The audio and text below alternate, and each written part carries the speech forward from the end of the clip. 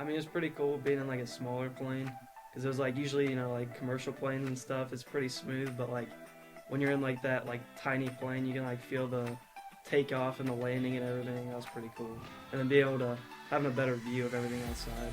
I mean, it's a lot different than I expected. When we took off, we kind of like turned like during the takeoff. I thought we were gonna crash, but I guess that was just normal. Um, Actually being in the back seat while my friend was flying, because that kind of terrified me. Like I was fine when I was in control, but when my friend was flying and he was turning, it just terrified me. I mean, the controls are really touchy, like when you're in the air, so you can't like turn very hard. Like you gotta like, and there's like wind resistance as well, so you gotta like steer against that. Hello, just like you just saw, Ethan had a great time flying a plane at Sporties. If you're interested in events like that or future trips and experiences, make sure you stay up to date on the Where to Wednesday newsletter, and feel free to stop by the CCR office or send me an email to get information about the future trips and experiences coming up later in the year.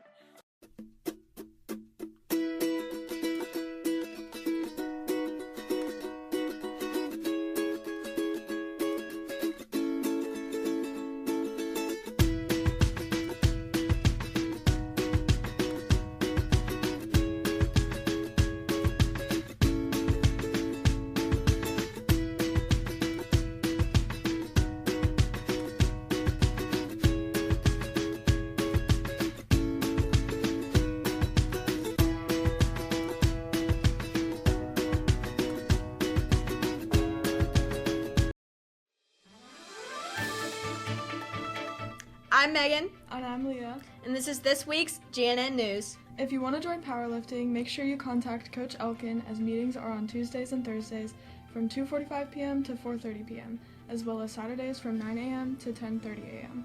Seniors, if you want to make sure you get your class of 2026 graduation yard sign, make sure you order it before Friday, November 21st. Sophomores and juniors, make sure you look into going on the trip to Scarlet Oaks campus on November 20th and Live Oaks campus on November 21st. And Great Oaks application opens November 24th, so apply as soon as possible if you're interested. Some people see the Oaks to be a magical school. Speaking of a magical school, did you go see the G-Tag performance called Puffs Friday? I did, and it was amazing. Mrs. Hansford did a great job directing this play. Not only did they have the play Friday night, but they had it open as soon as during the school day. The play certainly gave me chills. Talking about chills, have you seen the weather lately? I have not. Well then, let's check out this week's weather with Caden. Hi, I'm Cade Slusher with your GNN weather. Today we have a high of 49, low of 42, mostly cloudy. Tomorrow we have a high of 48, a low of 42, showers. On Friday we have a high of 46, low of 41, showers. On Saturday we have a high of 49, a low of 39, AM showers. On Sunday we have a high of 48, a low of 38, AM showers. On Monday we have a high of 50, a low of 38, showers. And then lastly, on Tuesday we have a high of 50, low of 36, showers. I've been Caden with your GNN weather. Back to the studio. It's really starting to cool down, isn't it? It really is. At least we're pretty much inside all day for school. With all of our amazing teachers. I love our teachers here. Me too. Let's check out our teacher spotlight. All right, hi, I'm Mr. Tomlin. I'm the chemistry teacher here at Goshen, and I was asked to share some chemical reactions with you, and I'm going to do one that my classes are doing this week. In chemistry, we like to talk about energy and how it is transferred and never lost or gained in a chemical reaction. It's called the law of conservation of energy, and we have two ways of thinking about it when it comes to heat. We have the exothermic and endothermic reactions here, and we like to think in chemistry that it takes to break and you're free to form, and what that means is you are releasing energy when chemical bonds are made, but you are absorbing energy when they are broken. So every reaction has a endo and exothermic moment. Some just spend more time doing one than the other and end up being classified as that entire type of reaction. So what I have here is first one is one where the reaction will take some energy to break and some energy to form, but it's going to spend most of the time releasing that energy, making the products bonds. And that's when I put calcium chloride here in this water. This thermometer is at 20 degrees. And as you hopefully can see on the camera, it's rising here. to 21, 22, beyond that. If I keep allowing it to go, spoiler to my classes who are going to do this, it's going to go up to about 30 or 31 degrees. For the sake of time, I'm going to stop that one. That reaction is getting pretty hot.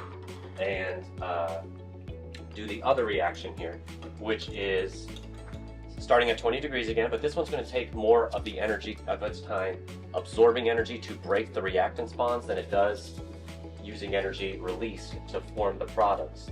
And it's going to start at 20 here, and after we get it moving,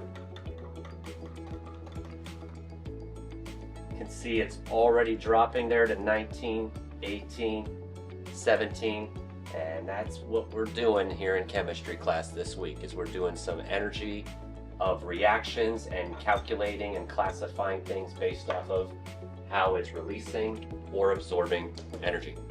Thanks. What are you doing? I'm drawing. Why? I'm bored and I want to play a game. A game? Yeah, like a sport. Have you heard of esports? Wait a minute, I think I have. Let's check out esports. The esports season here at Goshen High School is well underway already. So far, we've played our first match of Overwatch, which we swept 3-0. We've also played our first match of Apex Legends, which saw one of our teams in 5th place overall, one of our teams in 3rd place overall, and one of our teams in the top 20 teams in the state. We're also getting ready to start our first Valorant match. Most of our Valorant players are seniors who have been playing for a few years already, and we've become those scary teams that we used to fear playing in the early seasons. So we're really excited to take a run at regionals and maybe even beyond.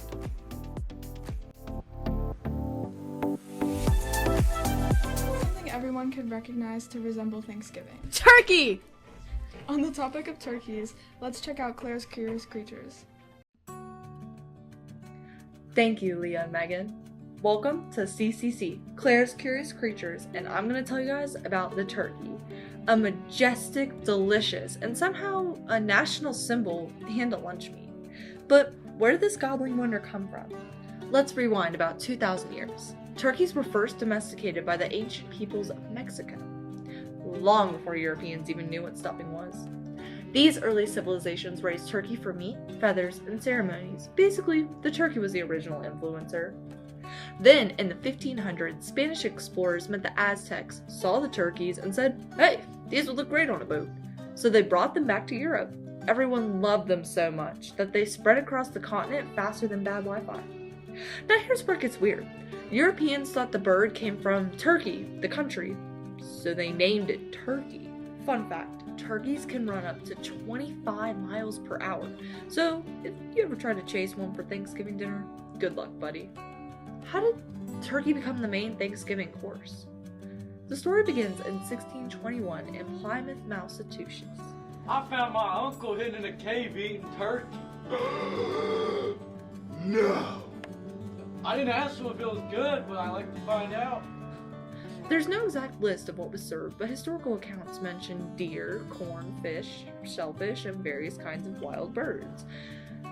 Possibly turkey, but more realistically ducks and geese. I've never had turkey. I wonder if it tastes like duck. Yeah, me neither. Neither of all of us, buddy. It looks like a duck. Gotta taste like a duck, don't it? It's like, isn't it a chicken? So the turkey may have been there, but it definitely wasn't the main dish yet. Fast forward about 200 years, by the early 1800s, Thanksgiving was becoming a traditional celebration in many parts of America. But it still wasn't a national holiday. That changed thanks to Sarah Josepha Hale, an influential writer and magazine editor, and the author of Mary Had a Little Lamb. She believed Thanksgiving should be a national holiday that brought families together, so for 17 years, she wrote letters to governors, editors, and even presidents promoting the idea of Thanksgiving as a unifying national day. Finally, in 1863, during the Civil War, President Abraham Lincoln agreed. He declared Thanksgiving a national holiday, a time to give thanks and heal the nation. That was Claire's Curious Creatures about turkeys, and I'm gonna throw it back up to the studio. See you guys! Well, that made me feel historical. I wonder what else there is to know about history. Let's check out History Facts with Austin. My name's Austin, and today we're talking about history. But not just any history, facts about history. Facts that don't seem real, facts that don't sound real whatsoever. And today, we're going back to World War II.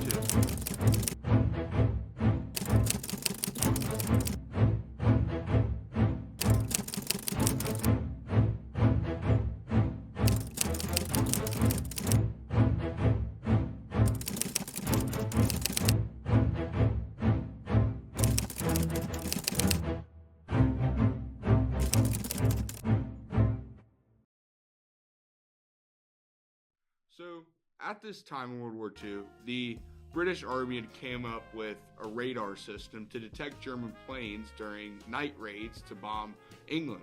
So, we did not want Germany to know this at all because, well, they would have made it themselves and they would be able to shoot down our planes, which is not good for us. So, we put in a British newspaper article that we were feeding our soldiers carrots, which that's why we think carrots are good for your eyes. Now, carrots are somewhat good for your eyes, but they're not like this level of good for your eyes. They were talking about like being able to see in the dark, which is absolutely absurd. Now, the Germans believed this, so they started issuing their soldiers thousands of pounds of carrots. I mean, train loads of carrots were being fed to the German soldiers just so that they would be able to see in the dark, which it obviously didn't do anything at all. But that was the reason behind the idea that you've never seen a rabbit wear glasses because they eat so many carrots. And I've been Austin, and that's your History Fact of the Week. I've been Leah. And I've been Megan. And that was this week's GNN News.